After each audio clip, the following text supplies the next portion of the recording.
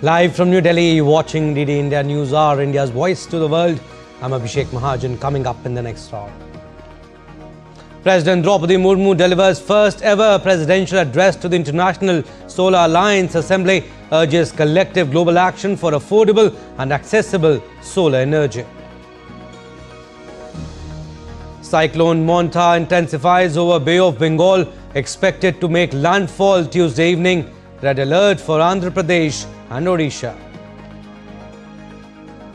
Jamaica braces for world's strongest storm of this year as brutal winds begin lashing the Caribbean island. Catastrophic Category 5 storm Melissa nears landfall. Thousands evacuated amid warnings of mass destructions. US President Donald Trump and Japanese PM Takaichi signed framework agreement on rare earth critical mineral supply. Both leaders lavish praise on each other. Trading resumes on MCX after a delay of over 4 hours due to a technical glitch.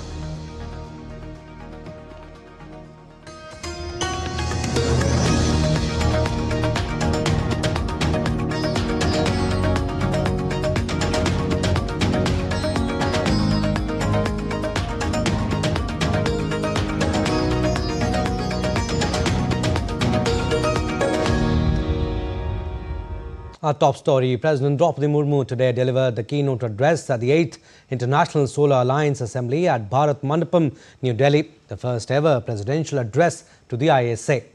The event brings together delegates from 125 countries, reaffirming global commitment to solar cooperation and India's vision of one world, one sun, one grid.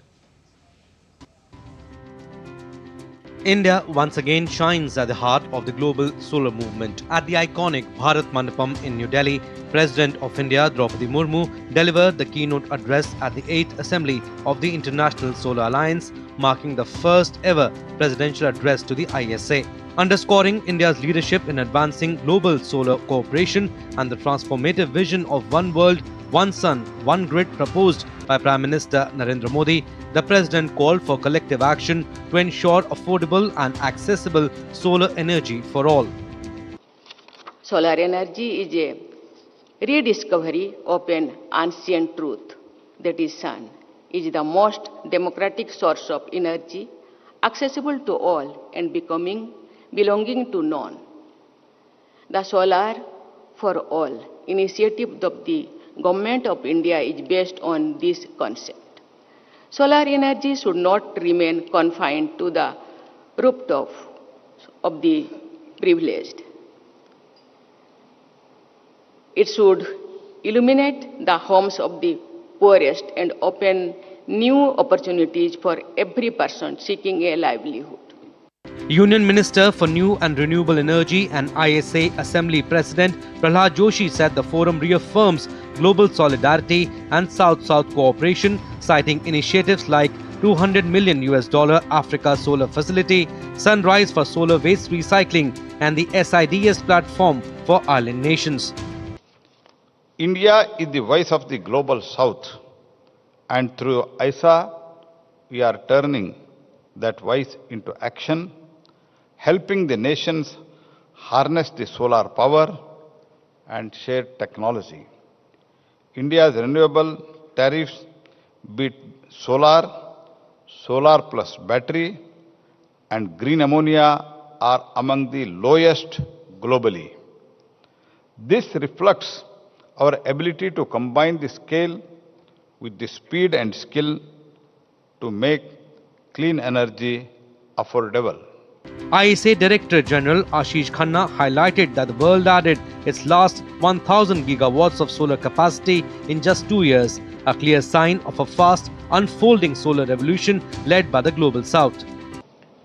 It took 25 years for the world to reach 1,000 gigawatt of solar, yet in just 2 years, the next 1,000 gigawatt has been reached. And not only that, the projections from all agencies, including ours, IEA and others, reflect that we are likely to double that even further in next 4 years to 4,600 gigawatt. This year's assembly brings together ministers, policymakers and global partners from 125 member and signatory countries ahead of the crucial COP30 summit in Brazil. With Akshay Dongre, Tapas Bhattacharya's report for DD India. All right, and DD India's Akshay Dongre joins us for more on the broadcast. Hi Akshay. This was the first ever presidential keynote to the ISA Assembly. Highlights of what the Indian President said and how has that been received by delegates and the participants?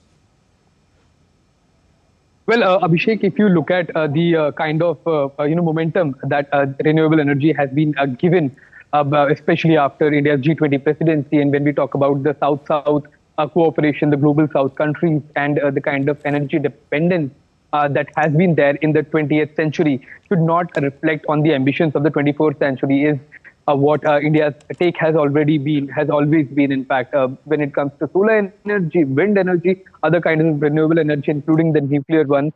India has been quite proactively finding sources of cheaper, more reliable and sustainable energy sources. And what better source of energy than the solar power that as the Minister Prahlad Joshi rightly mentioned, is one of the most democratic form of energy available to the world, because it is available to all. Nobody has monopoly over it. Nobody has control over sunlight and sun rays.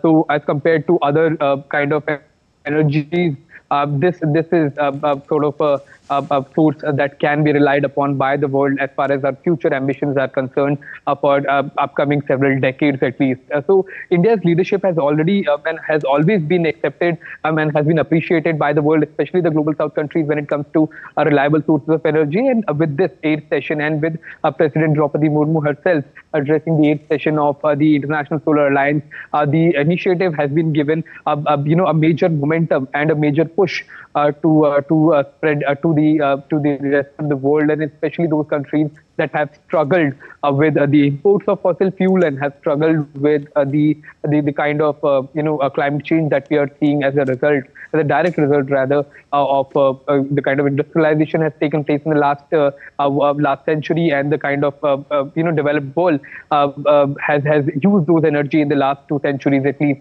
and now the is upon all of changes have to be made, and India perhaps is one of the largest countries that is taking a lead in the International Solar Alliance and making an example of how the South-South Alliance, South-South cooperation can work in this regard as well. Back to you, Abhishek. Right, Akshay, also with 125 countries and over 40 ministers attending, what's the global message, broad message emerging from this year's assembly? Well, the broader message is very clear. There are 2 messages. First of all, that there is no alternative to sustainable energy, and the kind of a burning of fossil fuels that has, and the acceleration of climate change that it has led to cannot be continued in the future. So countries will have to come together, and countries will have to actually find out alternative ways. And when we already have energy, unlimited sources of energy like solar energy, there is no point in not taking that route. Also, assembly ahead of COP30 in Brazil, Akshay, what kind of response are you picking up from member nations on India's One World, One Sun, One Grid vision? Well, as far as the member nations are concerned, and in the global South especially, countries are quite enthusiastic as far as taking this particular roadmap is concerned about one sun, one grid, and one world. Countries are in fact seeking already alternatives to fossil fuels, alternatives to oil and gas industry. Solar is one which is quite secure as well. It's safe. It has no stigma attached to it like the nuclear sources, and it's not that expensive and difficult to maintain as well. It doesn't require solar, it's required in the wind and nuclear energy sources.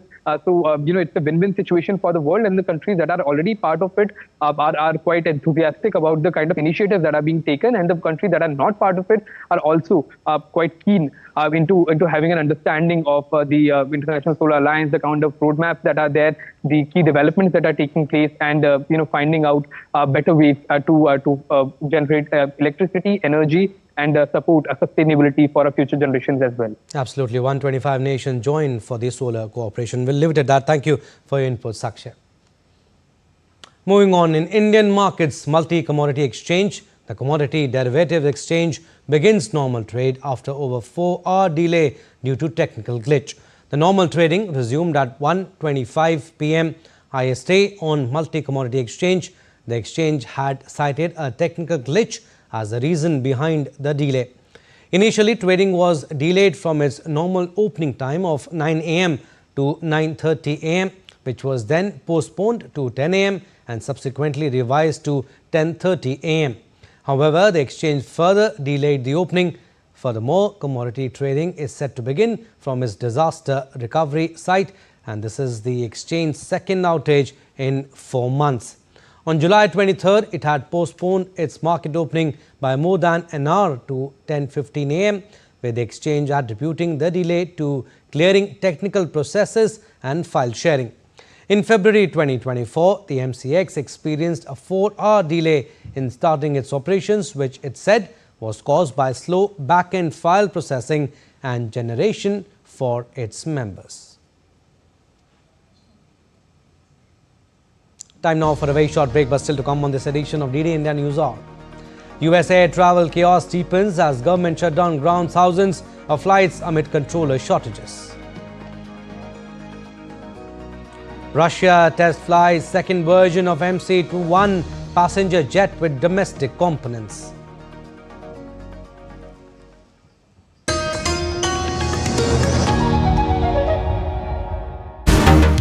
Eighth edition of International Solar Alliance. I have with me some of the dignitaries around the globe. How do you see on the 8th session of this organization going forward? The only financing product that we have announced is a $200 million Africa solar facility, where the uniqueness of that is not a line of credit or anything. We are launching what Prime Minister Modi talked about, one sun, one world, one grid for the first time. I'm looking forward that for establishment of a Star Sea in South Sudan is a collaboration to strengthen our skills. Yes, we're going to get more interactive learning from the new platform, the new YouTube learning that they're going to set up.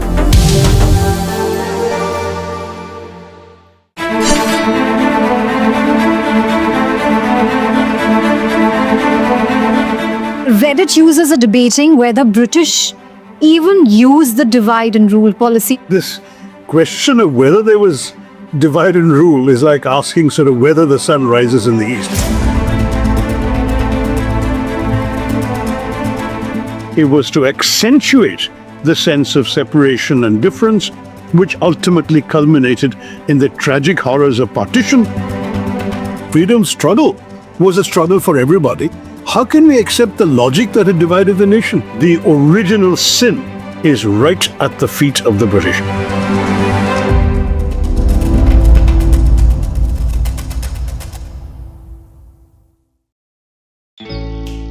Jharkhand will mesmerize you with majestic nature, rich heritage and colorful culture. Hello.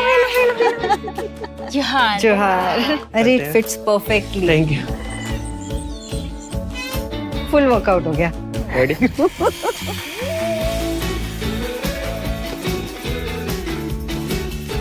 Postcards from Jharkhand on National Geographic.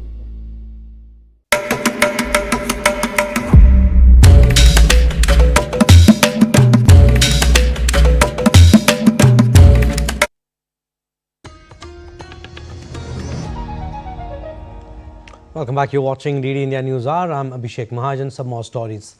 Jamaica braces for the world's strongest storm of the year and possibly the strongest on record for the island, with US meteorologists warning of catastrophic and life-threatening conditions.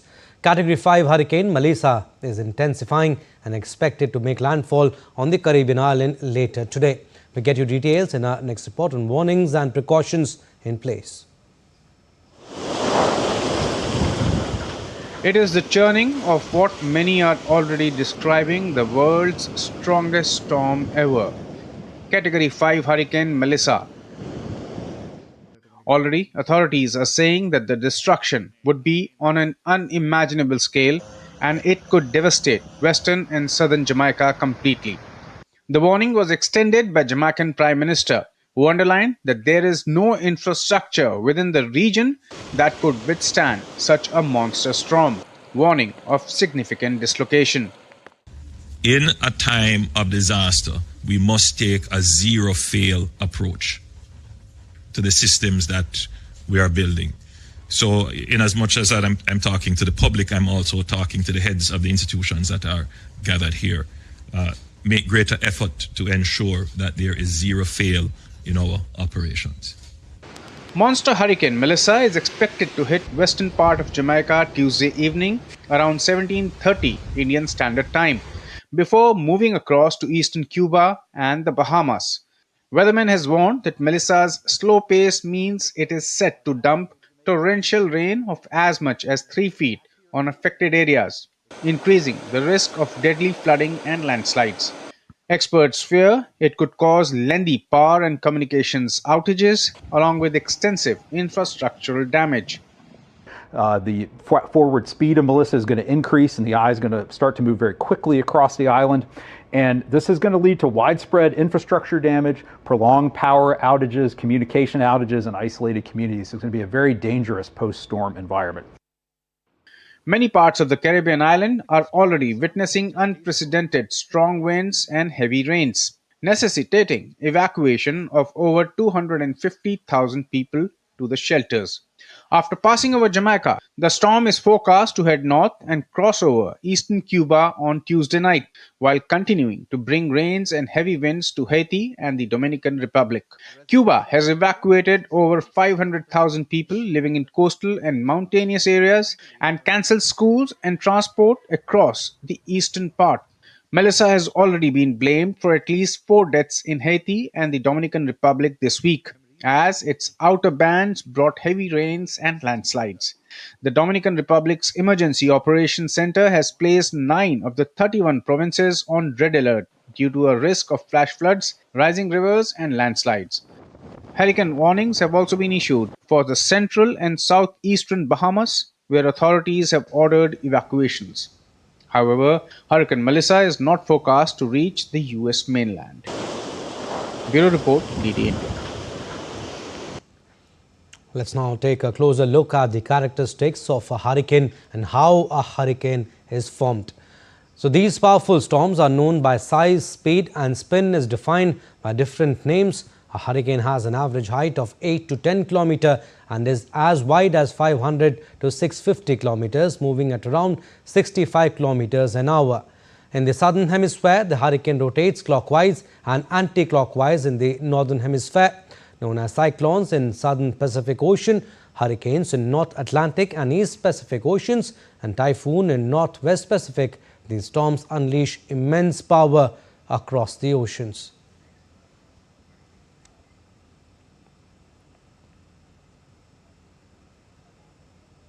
So warm seawater evaporates and the moist air rises into the atmosphere, creating a region of low pressure. So as more air is drawn in, towering cumulonimbus clouds form around this central depression. The Earth's rotation through the Coriolis effect causes the rising air to spin, shaping the storm into a rotating column with a calm, dry eye at its center.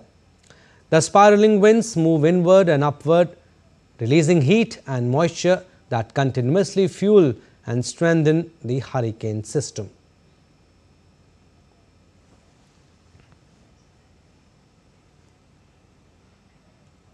All right, shifting focus now. US President Donald Trump and Japan Prime Minister Sanae Takaichi on Tuesday signed a framework agreement for securing the supply of critical minerals and rare earths through mining and processing. The countries plan to cooperate through use of economic policy tools and coordinated investment to accelerate development of diversified, liquid and fair markets for critical minerals and rare earths. Trump praised Takaichi's elevation as the country's first female leader and a pledge to accelerate a military buildup. A similar close relationship with the leader of Japan's key security and trade partner could help Takaichi bolster her political position at home. Takaichi in turn also expressed her desire to realize the new golden age of Japan-US alliance with Trump. Trump said that Washington is an ally of the strongest level. We are an ally at the strongest level, and it's a great honor to be with you, especially so early in what will be, I think, one of the greatest prime ministers. Trump also met with families of Japanese abducted by North Korea decades ago and said the US is with them all the way and as they ask for help to find their loved ones. Trump is due to deliver a speech on Tuesday on the USS George Washington aircraft carrier docked at the US naval base Yokosuka. He will also have dinner with business leaders, likely including the chairman of car maker Toyota. This comes as Trump, on the second leg of his Asia tour, met with Takaichi. The talks focused on trade and security a week after the hardline conservative became Japan's first female leader and vowed to accelerate a military build-up. Trump arrived in Tokyo on Monday for a visit sandwiched between a trip to Malaysia and a meeting in South Korea with Chinese counterpart Xi Jinping that could ease the bruising trade war between the world's two biggest economies, sparked by sweeping US tariffs. The car industry accounts for around 8% of jobs in Japan. Most Japanese imports into the United States are subject to tariffs of 15%, less painful than the 25% first threatened, but still contributing to a 24% slump in US-bound car exports in September in value terms year on year.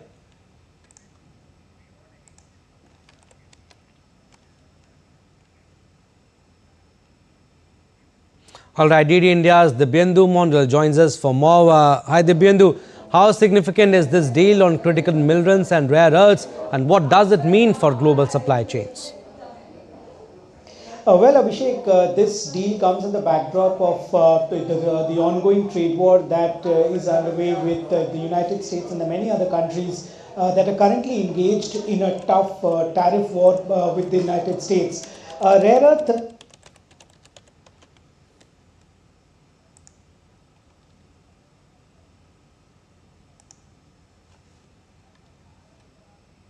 Therefore, this deal which the US President Donald Trump has signed with Japan will give a boost to the manufacturing industry in the United States, because it will keep the supply of these critical minerals ongoing as far as these minerals are concerned, as you know, that China has put in restrictions with the export to critical minerals, and of course China controls about 70% of these rare earth minerals that is in control of the Chinese government. So therefore this deal with President Trump and Japan is significant in context to the manufacturing industry and to the vision of US President Donald Trump.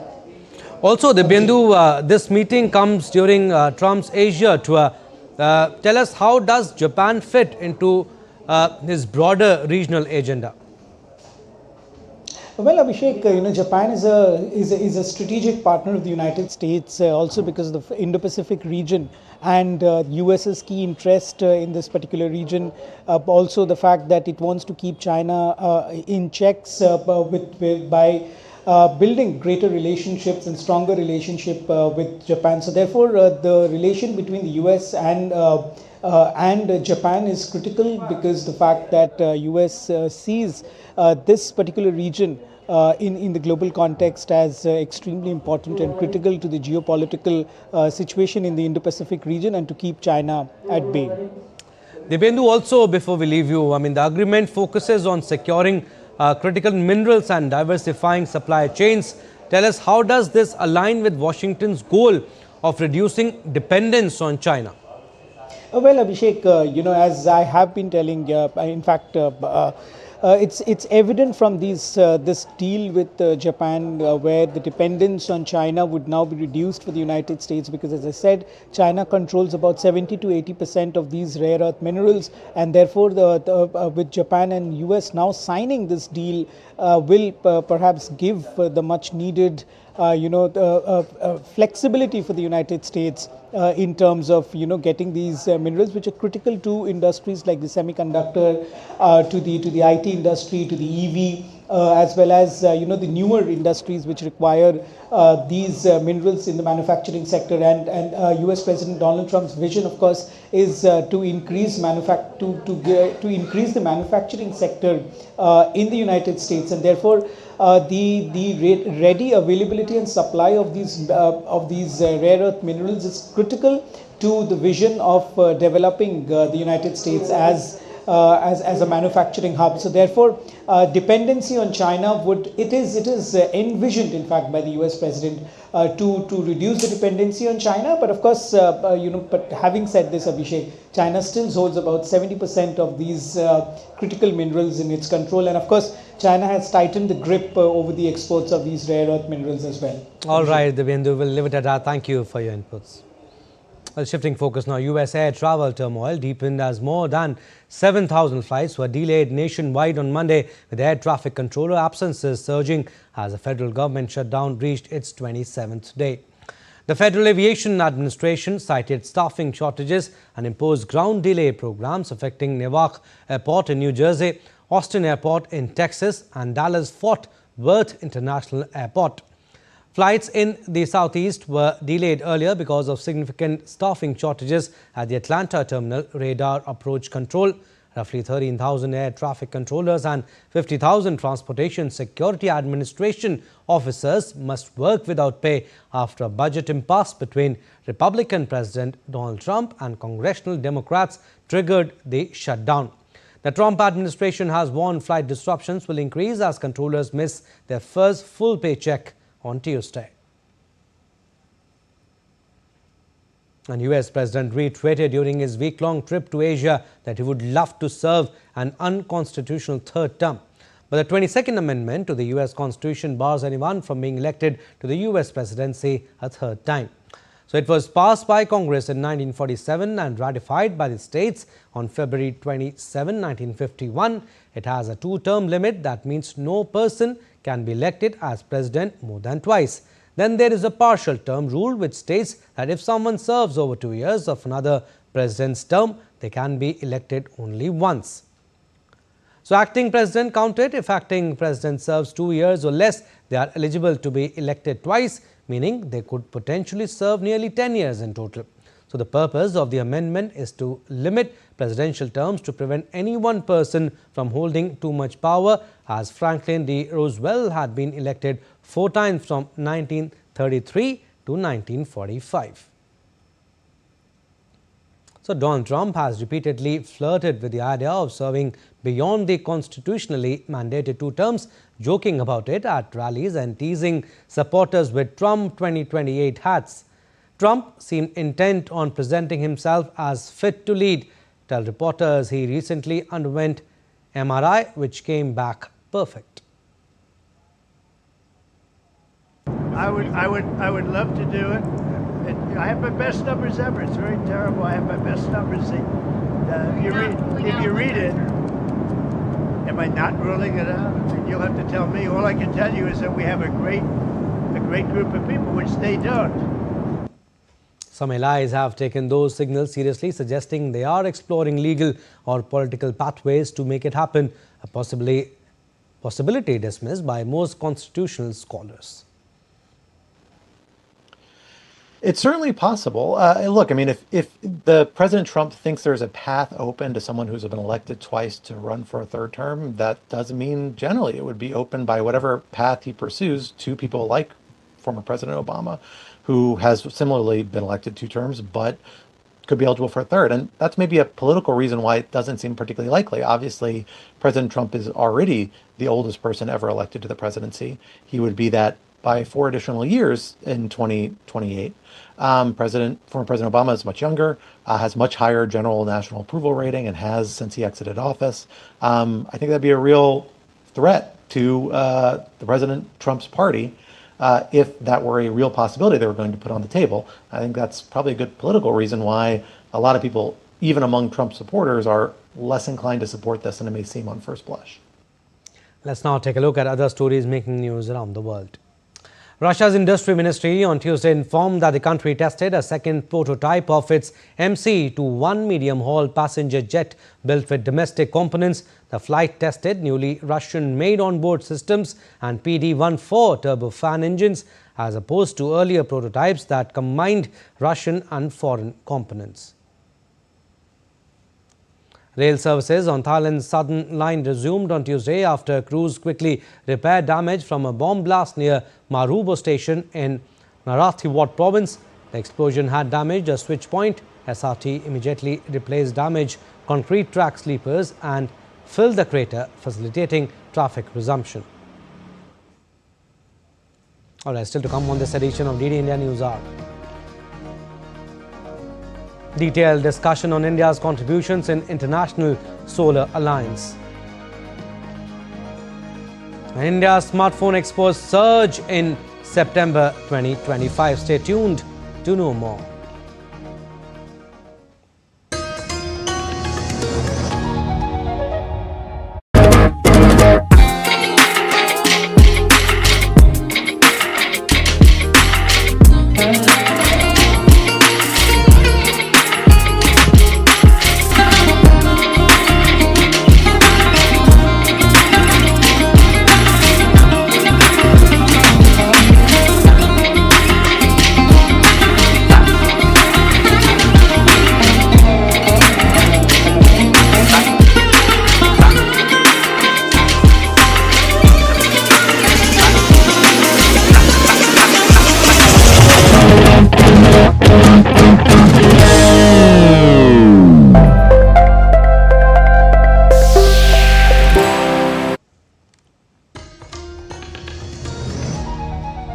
Welcome back. You're watching DD India News Hour. I'm Abhishek Mahajan. Recap of our top stories.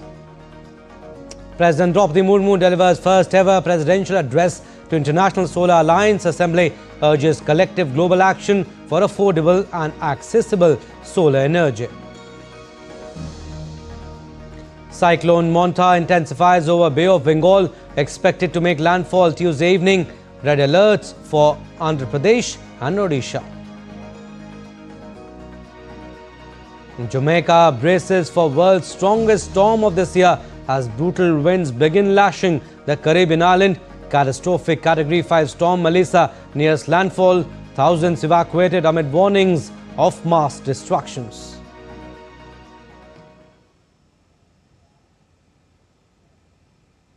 All right, let's go back to our top story on International Solar Alliance. Let's dive deeper into what is the International Solar Alliance and what are its objectives. So the ISA is a collaborative initiative between India and France aimed at uniting efforts to combat climate change by implementing solar energy solutions, and it was conceptualized on the sidelines of COP21 in Paris in 2015. Prime Minister Narendra Modi is the architect of the initiative. Following a 2020 amendment to its framework agreement, all UN member states are now eligible to join the alliance. India has consistently held the position of ISA president. Currently, 100+ countries are signatories, with 90+ countries having ratified to become full members. So 9 programs across 53 member countries. ISA is helping ease solar deployment. Its mission is to unlock $1 trillion in solar investments by 2030 while reducing technology and financing cost. This ambitious plan aims to provide energy access to 1 billion people and install 1,000 gigawatt of solar energy capacity. This would significantly mitigate global carbon emissions, reducing 1,000 million tons of CO2 annually. ISA works with government to improve energy access and security worldwide and promote solar power as a sustainable transition to a carbon-neutral future. India achieved 50% of its total installed electricity generation capacity from non-fossil fuel sources 5 years ago, ahead of its target of 2030.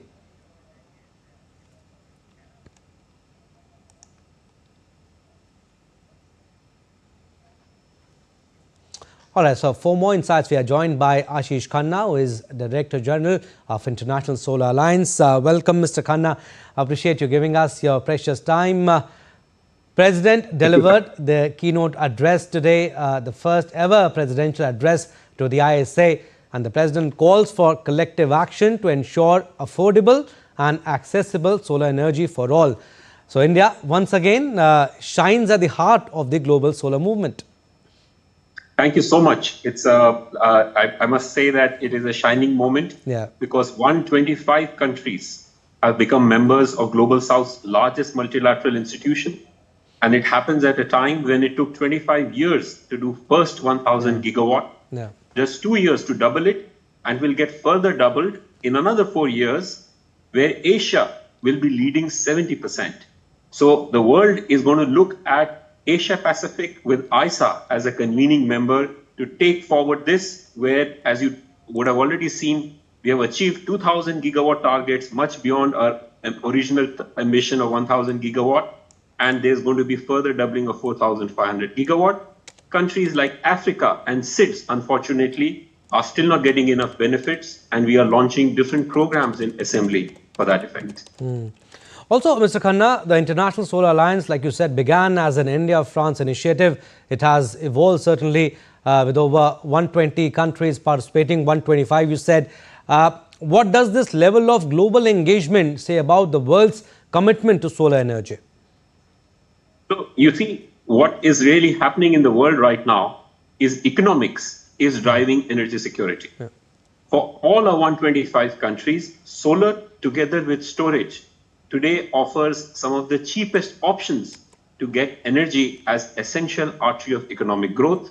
No nation in the history has grown without enough sustainable and affordable energy. Countries in Africa, unfortunately, still have 70 crore or 700 million people without energy access. So for all of them, solar energy will become one of the most important instruments for this empowerment. Mr. Khanna, also, I mean, you're the best person to answer this question. How does India's leadership in solar deployment influence other developing nations looking to transition to clean energy? So first of all, India has become the world's third largest solar producer. That is inspiring a lot of awe. Second, India is doing very bold experiments on certain important elements on distributed renewable energy, like replacement of 4 million solar pump program and having 10 million households get solar rooftop. The world is looking at how can such programs be replicated. Also, India has some of the lowest bids for either green hydrogen or solar pump storage projects. And finally, India is also going to boast of a lot of manufacturing, whether it is solar pumps or solar cells and modules and e-mobility. And the world is eagerly looking how they can tap into such excellence. Also, Mr. Khanna, what kind of innovations are emerging in the solar sector, particular in the areas like agriculture, healthcare and rural electrification that can drive sustainable development? So that's a very good question. Let me talk about two examples. One is solar pumps. Okay. Only 4% of Africa arable land is irrigated. So the president of Ghana and Prime Minister of Ethiopia told me that the biggest problem is agriculture, and biggest problem in agriculture is energy because they don't have any irrigation, and $400 billion of food imports because they never had India's green revolution. So they are really looking for how can solar pumps and the innovative business models on how solar pumps can be adopted in different value chains of wheat, coffee, all of that can be taken in Africa. So that's one part of innovation. The second innovation, I will say, is on finance. Most of Africa, in spite of having enormous capability on terms of solar radiation, is not able to attract private sector finance. So we are initiating an Africa Solar Facility to mitigate the risk of private sector to start investing in Africa.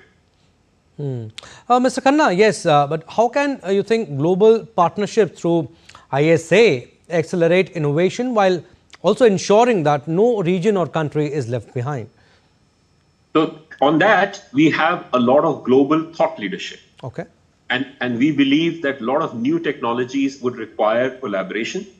For example, while we are talking, there is a launch of a facility called Sunrise, which is about solar PV waste and battery recycling. Imagine 10 to 15 years from now, if 25 gigawatts that India has been doing every year can be available for recycling, and 90% of that in terms of cobalt, nickel can be recycled back, that can solve a lot of India's critical mineral challenge. This is actually true for innovation across all 124 countries. So our role is to bring all these business models for recycling, also one sun, one world, one grid, that requires a lot of innovation on connecting continents through undersea cables. All of them will usher in a huge energy security and affordability and a lot of jobs. Absolutely. We'll leave it at that. Mr. Khanna, thank you for your wonderful insights. Thank you so much for having me.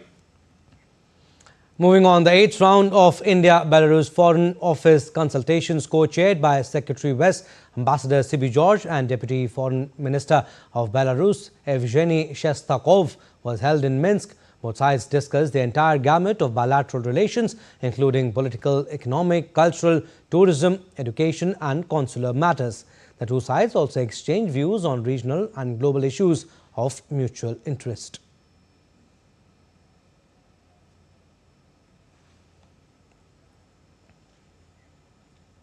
Moving on, Railways, Communications and Electronics and Information Technology Minister Ashwini Vaishnav held a review meeting on Cyclone Montha preparedness with senior officials of East Coast Railway and South Central Railway on Tuesday. The meeting was conducted through video conferencing to assess the readiness of the railway network in view of the impending cyclonic storm along the East Coast.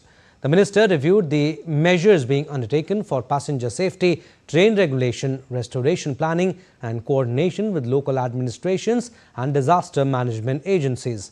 Ashwini Vaishnav emphasized the importance of ensuring passenger safety, maintaining uninterrupted communication channels and deploying disaster response teams in advance. He directed all railway zones to remain on high alert and to take proactive steps for quick restoration of train services post-cyclone impact. And following the meeting, Indian Railways has activated all divisional war rooms and placed the necessary materials, machinery and manpower on standby in Vijayawada, Visakhapatnam and Guntur divisions. Train operations are being continuously monitored to ensure minimum inconvenience to passengers. Meanwhile, East Coast Railway, South Central Railway and South Coast Railway zones have been directed to mobilize resources for emergency response and safety measures.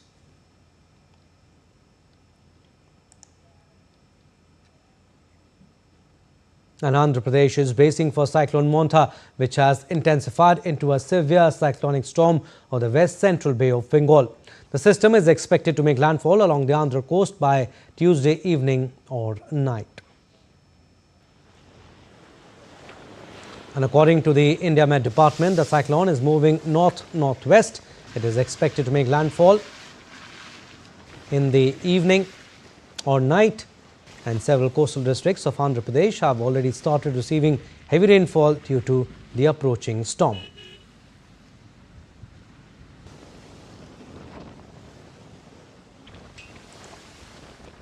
And Chief Minister N. Chandrababu Naidu has directed authorities to shift residents of vulnerable coastal areas to rehabilitation centres without delay. He has also instructed officials to ensure adequate food, safe drinking water and sanitation facilities at all shelters. Special officers have been appointed to oversee cyclone relief operations. And rain lashed Odisha's coastal region as Cyclone Montha in the Bay of Bengal intensified into a severe cyclonic storm on Tuesday morning. Odisha's coastal district of Ganjam witnessed rough seas, strong winds and heavy rainfall. Marine authorities have taken precautionary measures to protect fishermen and boats. District officials are on high alert, monitoring the coastline and ensuring that emergency services and relief measures are in place to safeguard lives and property. Odisha's Chief Minister Mohan Charan Maji reviewed Cyclone Montha preparedness in Bhubaneswar, directing officials to ensure zero casualties. Schools in 11 districts are closed and relief shelters are stocked with food, medicines and anti-snake venom for those relocated, including special arrangements for pregnant women.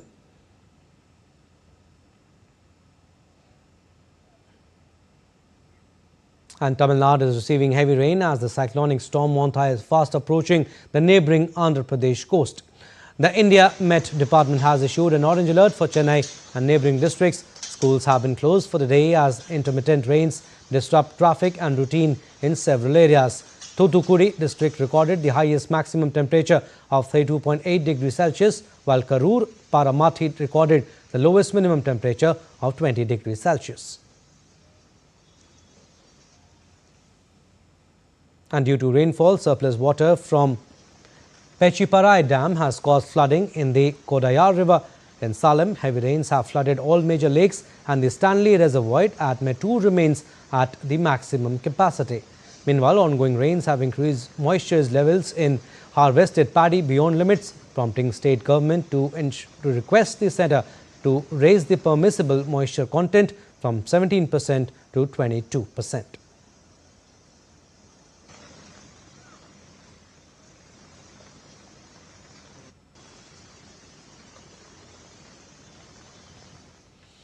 All right, we'll go across to our reporters. Ravi Shankar is joining us from Machilipatnam, Andhra Pradesh, and Ritesh Ranjan from Chennai on Cyclone Montha. First of all, I'll go to Machilipatnam. Tell us what's the situation like on the ground there right now. Are evacuations already underway in the coastal districts? Yeah, good afternoon. We are from Machilipatnam. We are at the lighthouse here at the beach now. As the cyclone Montha is affecting 8 districts of Andhra Pradesh, at about 22,000 rehabilitation centers has been erected in all over these 8 districts which are being worstly affected. And in these evacuation centers, at about 1,450 villages are being affected, and from those villages, especially the low-lying areas and the severely affected areas of those villages has been evacuated, and the public was shifted to these 2,200 rehabilitation centers. And for these centers, state government, with the support of central government, it is making the necessary arrangements for the coming 3 days. If we see the process, the nearest ration shop of the rehabilitation center was attached to that particular center, and from that everything like food, water and all was being supplied from that particular ration shop. So the measures are being implemented with an executive, special officer who is an IAS along with the in-charge minister for that district. So these 8 districts, these are being monitored directly by CM Chandrababu Naidu from real-time government center, which is very modern of its kind. And of course, yesterday PM Modi also called Chandrababu Naidu and assured his support to him for the state benefit. All right, we'll go to Chennai now. Ritesh Ranjan, tell us, how's the ground situation there? What's the latest update from the IMD on Cyclone Montha's movement and intensity? Well, according to the IMD department, till Wednesday morning, Tamil Nadu will face a heavy rains, and especially talking about Chennai, Chengalpattu, Ranipet and nearby district. This is an orange alert, and Theni, Tanjore, Tenkasi, these districts are in yellow alert, where heavy to heavy rain is expected. And from yesterday morning, we are seeing, Monday night, we are seeing the heavy rain. And, the Monday morning was like drizzling, but then it did not stop, and it continued raining whole night and today morning also. And till now, we are seeing that, it is still raining. And because of this continuous rain, the reservoirs nearby in Chennai, Ranipet and Chembarbakam, it is full. And what I am getting is from Water Resource Department is around 2 p.m. Water Resource Department have released 1,000 cubic of water because all these ponds and reservoirs are getting filled because of this spell of rains. And yesterday itself, some of the schools have announced holiday, seeing the situation. Today, school colleges are closed, and according to the meteorological department, fishermen are not, advised to venture into the sea. And if I can show you, the fishermen have also advised to take their boats from seashore. So that is why from the seashore, boats have been taken, far away from the seashore, so that no harm should be there for boats. And there is expected to be heavy rain today morning until Wednesday morning. There will be heavy rain, and we can see wind and heavy rain in Chennai and nearby district. Ravi Shankar, it is expected to make landfall in the evening or night. like you also mentioned. Tell us how severe are the wind speeds expected to be, and also what regions are under the red alert zone right now? Yeah, especially as predicted, Machilipatnam, it got a lesser rainfall than predicted, we can say. Okay. But as far as Kakinada and Vizag is concerned, the rainfall is very heavy. And in Kakinada, the 7th number danger sign was being hoisted. And if you see the rainfall since morning, at about 120 millimeters of rainfall was recorded in a record manner in Vizag rural and nearby areas. So it will show the intensity of the rain.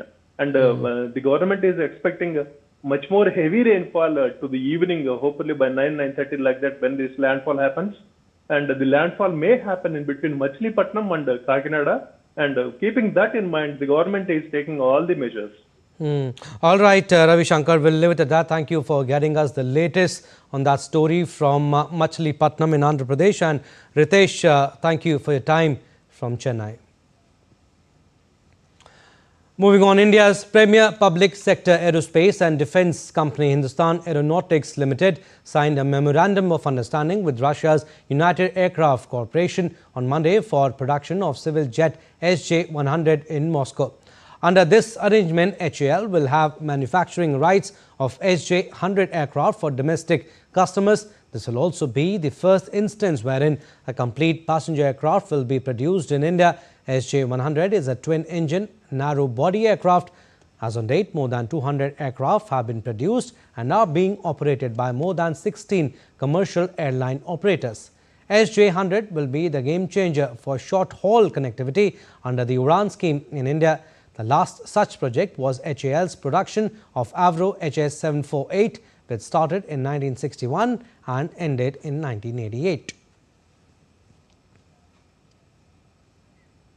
And Seoul's Global Knowledge Exchange and Development Center showcased South Korea's growth story from post-war reconstruction in 1950s to one of the world's leading economies today. This journey was founded on major financial and institutional reforms right till the grassroots levels. Investment in human capital and innovation, a pragmatic and flexible approach that enabled Korea to turn even crises like the East Asian financial crisis of 1997 into a window of opportunity that has made the Korea of today a world leader in R&D, futuristic technologies like AI, humanoid robotics, self-driven mobility, etc. With India at a similar inflection point, having its kind of democratic dividend, attractiveness as an investment destination and push towards sectors like semiconductor manufacturing, a pivot on its human capital could be the defining pitch of the march towards Viksit Bharat in 2047. Byung-Koo Cho, Chairman, Korea Economic Cooperation Institute, believes India has an unmatched potential in human capital, which if directed to the correct sectors can turn the tables in India's favor in new age sectors like AI and semiconductor manufacturing. Definitely, I think India has a great potential. In terms of human capital, we may be the best in the world. But the question is, how you organize it, in which area you're going to use those, very useful and skillful population. And that's how you draw, the blueprint of industrial development in India is the first thing. And then you draw the partners for that from other countries. But in terms of, producing semiconductors or some AI businesses, Korea can be one of those partners. But still, you have to see. Korea is pretty good in manufacturing still. But in terms of AIs or computing and the ideas, India is far ahead of Korea maybe, And India's Minister for Railways, Information and Broadcasting, Electronics and Information Technology, Ashwini Vaishnav, lauded country's smartphone export surge. Taking to social media platform X, the minister shared details about the smartphone export surge in the month of September this year. He further mentioned that electronic items are the third most exported items, while also generating lots of jobs within the nation. According to an article in a leading business newspaper, India's smartphone export hit record sales of $1.8 billion in September 2025, hitting 100% increase in sales, breaking record of past 3 years as well. The growth in export was also due to government's production-linked incentive scheme launched in 2020.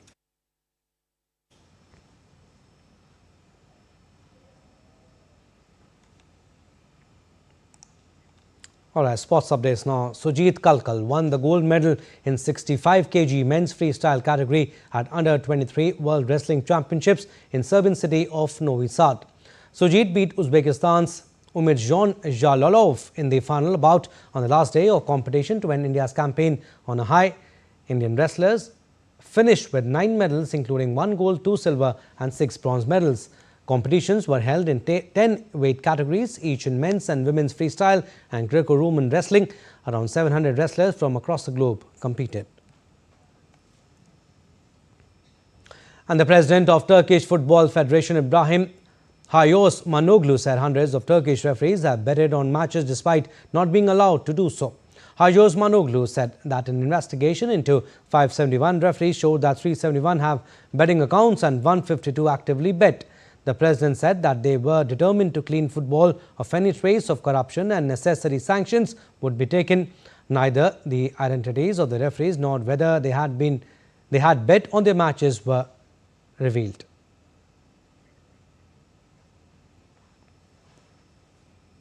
And the vibrant celebrations of Chhath Puja concluded today with Ushark, in which devotees offered water to the rising sun. This final day holds special significance for devotees who gather before sunrise to offer prayers to the rising sun and thank Chhati Maiya for prosperity, family well-being and fulfillment of wishes. The ritual marks the completion of the 4-day observance that began with Nahai Khai, followed by Kharna, the Sandhya Arg to setting sun, and ends with the morning Usha Arg. On this day, devotees stand waist deep in water, facing the horizon as the first rays of sunlight touch the sky. The act of offering arc represents the devotees' connection to nature and acknowledgement of the sun's life-giving energy. Usha Arc represents the rising of new hope, the end of hardship and the gratitude of life. It strengthens the bond between humanity and nature, reminding devotees that life cycles of darkness and light are continuous and interconnected. Chhath festivities were also observed in Bengaluru. Well, that's all we have in this edition of DD India News Hour, but do let us know your thoughts on the news of the day. For those on the go, you can get all the latest news and updates from India and across the world on DD India mobile app. The app is available on both Android and iOS platforms. Scan the QR code on the screen to download now. And we'll be back with more news as it breaks here on DD India. I'm Abhishek Mahajan from all of us here in Delhi. Thanks for watching DD India News Hour.